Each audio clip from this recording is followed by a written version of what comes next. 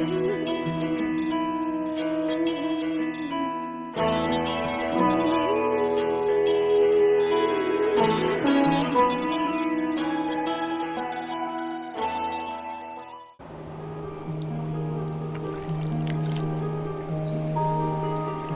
सिंधु सुस्खलत तरंग भंग रंजितम दुसस्तु पाप जात जात कारी वारी संयुतम।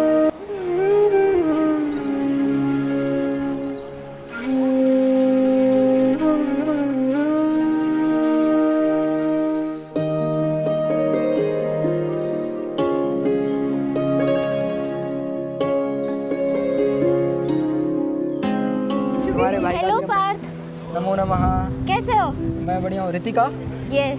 और यहाँ कैसे?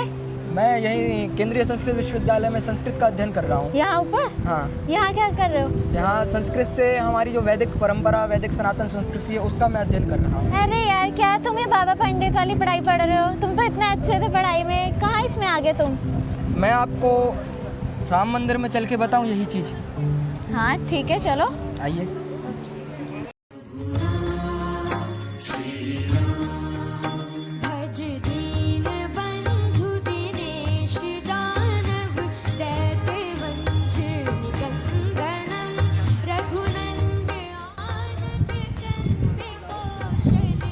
ये देख रही हो रितिका, ये हमारे देवप्रयाग का श्री रघुनाथ मंदिर है। अच्छा। यहीं पर भगवान श्री राम ने आकर तपस्या करी थी।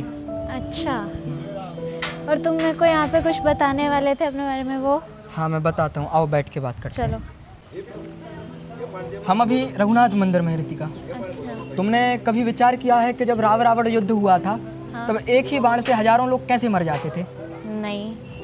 या फिर तुमने कभी विचार किया है कि जो रावण का पुष्पक विमान था वो कैसे उड़ता था? नहीं, कभी इस बारे में सोचा ही नहीं। वो हमारी प्राचीन महर्षियों की जो परंपरा थी, उनका अध्ययन केवल संस्कृत में चलता था, गुरुकुल परंपरा थी। तो जो हमारी संस्कृत है वह एक वैज्ञानिक भाषा है। तुमने कभी महर्षि सुश्रुत के विषय में सुना है? नाम सुना है। महर्षि सुश्रुत एक ऐसे व्यक्ति थे जिन्होंने घरेलू चिकित्सा से लेकर प्लास्टिक सर्जरी, जैसे शल्य चिकित्सा कहते हैं संस्कृत में, उसका आविष्कार किया। उससे उस चिकित्सा के विषय में दुनिया को बताया। हाँ। और उनके जो ग्रंथ हैं वह सभी संस्कृत में हैं। ओके। तुमने कभी आर्यभट्ट या वसुरबुद्ध जी का नाम सुना? नहीं। वो एक ऐसे महर्षि थे जिन्होंने जीरो से लेकर अंतरिक्ष की खगोलीय गणनाओं को दुनिया को बताया। अच्छा। और उनके सभी ग्रंथ जो थे वो संस्कृत में थे केवल। अच्छा। या फिर तुमने कभी महर्षि भारद्वाज के विषय में सुना? नाम सुने, इन लेजेंड्स के, वैसे नहीं पता है। मैं बताता हूँ। महर्षि भारद्वाज एक ऐसे व्यक्ति थे जिन्होंने इन आकाश में उड़ने वाले विमानों का आविष्कार किया और दुनिया को बताया। उन्होंने एक ग्रंथ रचा, वैमानिक शास्त्र, जो केवल संस्कृत में था।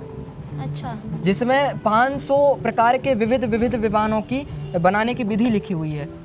उसमें सामान्य विमान से लेकर ऐसे विमान भी बनाने की विधि लिखी है जो मन की गति से चलते थे। अच्छा। उसमें पुष्पक विमान भी बनाने की विधि लिखी हुई है। और ये हमारे जितने भी महर्षियों के विषय में मैंने बताया, ये सभी वैदिक वैज्ञानिक थे और ये सभी गुरुकुलों से पढ़े हैं, संस्कृत भाषा से पढ़े हैं, और इन्होंने पूरी दुनिया को वैदिक विज्ञान से अवगत कराया। भाई, संस्कृत के इस महत्व को समझकर अब मेरी भी इच्छा हो रही है कि मैं भी संस्कृत पढूं। तो अब मैं भी संस्कृत का अध्ययन करूंगी और अपनी संस्कृति के प्रति अपने आप को समर्पित करूंगी। ये हुई ना बात। अब वदत संस्कृतम्